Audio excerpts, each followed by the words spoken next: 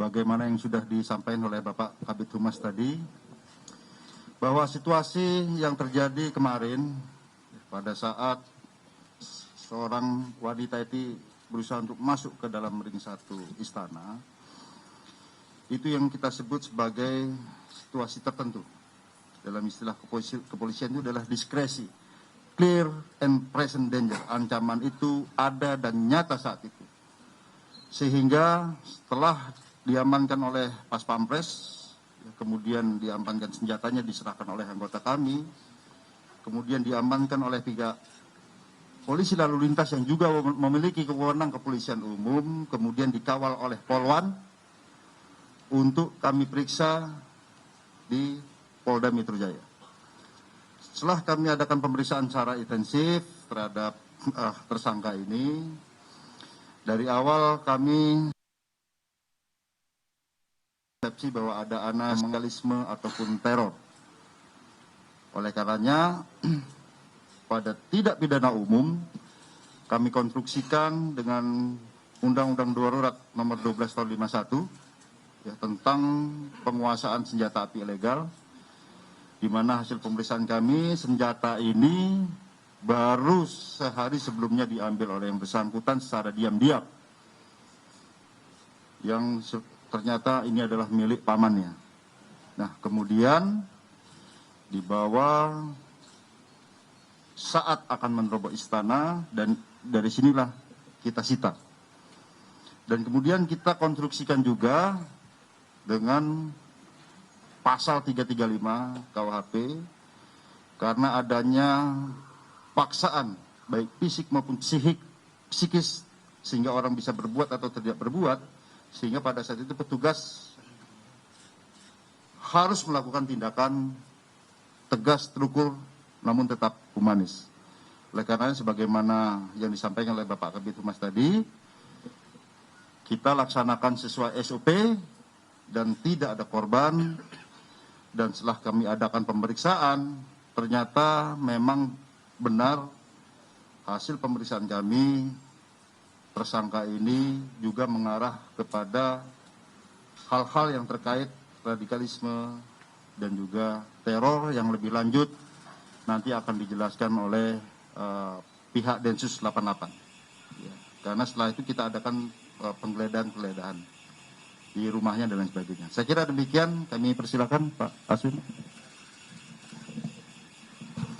Baik, rekan sekalian, berikutnya kami berikan kesempatan kepada Kombes Aswin dari Densus 88 yang akan memberikan keterangan tambahan karena terkait dengan tersangka saudara Siti Elina ini memiliki keterkaitan dengan kelompok radikal. Silakan Pak Aswin.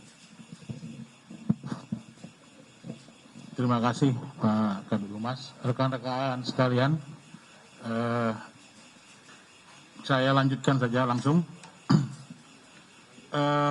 Sesaat setelah peristiwa ini dilaporkan kepada Densus 88, kita langsung menerjunkan tim untuk bergabung dengan penyidik Polda Metro Jaya, dalam hal ini Krimum, untuk melakukan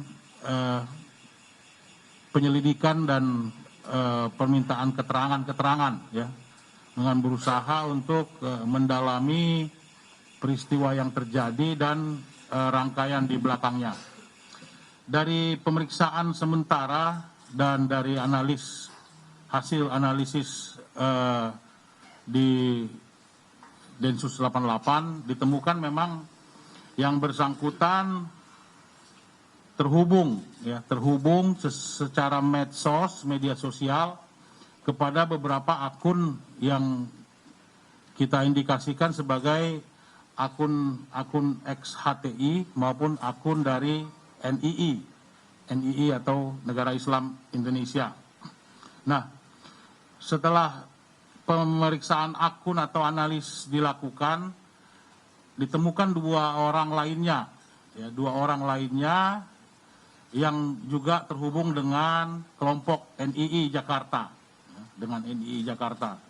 yaitu seorang dengan atas nama BU dan atas nama JM, ya. Di mana BU dengan JM ini memang diketahui sudah berbaiat kepada Amir atau kepada negara Islam Indonesia.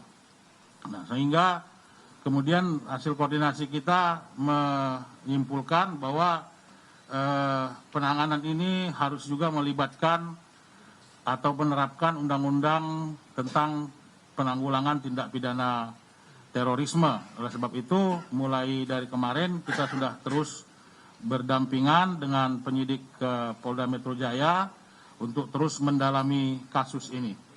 Nah, memang dari Densus sendiri di pemeriksaan awal ini masih mencoba untuk menganalisis keterhubungan dulu dengan teroris network atau jaringan-jaringan kelompok yang ada, karena motivasi yang bersangkutan untuk datang ke sana dan melakukan itu apa, ini masih terus kita dalami. Tidak semata-mata dari keterangan, nanti akan kita coba analisis dari fakta-fakta lainnya yang sudah ada. Kemudian kita lanjutkan dengan kegiatan penggeledahan yang kemudian menemukan ada beberapa senjata lain, ya. Ada air gun dan ada senjata tajam yang berbentuk pistol di kediaman yang bersangkutan. Semuanya sudah diamankan. Ini saya lihat sekarang sudah digelar oleh penyidik Polda Metro Jaya di hadapan kita. Nanti mungkin bisa sambil dijelaskan seperti apa barang-barang yang ada di hadapan kita sekarang ini. Nah, oleh karena itu, untuk sementara ini pihak Densus akan terus terlibat dalam penanganan perkara ini, sambil kita akan mendalami untuk melihat sangkaan atau dugaan kelompok teror mana yang terkait dengan yang bersangkutan, ya. Dan nantinya dugaan atau sangkaan pasal apa yang akan diterapkan kepada si pelaku atau tersangka ini. Saya kira dari Densus cukup sekian, Bang. Nanti mungkin kami kembalikan ke Pak Kabid Humas untuk keterangan-keterangan selanjutnya. Terima kasih Pak Aswin dari Densus 88 yang telah memberikan keterangan. Rekan sekalian, berikutnya sebelum kami perlihatkan barang bukti yang berhasil diamankan oleh penyidik, termasuk dalam pengembangan kemarin, kami persilakan mungkin kalau ada 1-2 pertanyaan. Ya, silakan. Pasca penangkapan dan pemeriksaan wanita tersebut kan ada 2 penangkapan ya Pak, BU dan JM. Nah, keterkaitan antara wanita ini dengan BU dan JM itu apa ya Pak? Terima kasih Pak. Baik ya, langsung saja jawab ya. Silakan Pak Aswin. BU dan JM adalah